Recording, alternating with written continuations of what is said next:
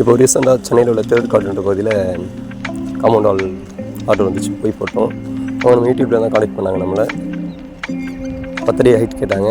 சரி 10 அடி போட்டு 8 அடி ஸ்லாப் மாட்டணும். ஒரு நாள் வேலை தான், ஒரே நாள் பண்ணி கொடுத்துட்டோம். உங்களுக்கு இந்த மாதிரி எதாவது இன்ட்ரெஸ்ட் இருந்ததுனாக்கா காம்பவுண்ட் வால், அப்புறம் ஸ்லாப்பில் வீடு போடுறது, ஷெட்டு, அந்த மாதிரி இருந்தாலும் சொல்லி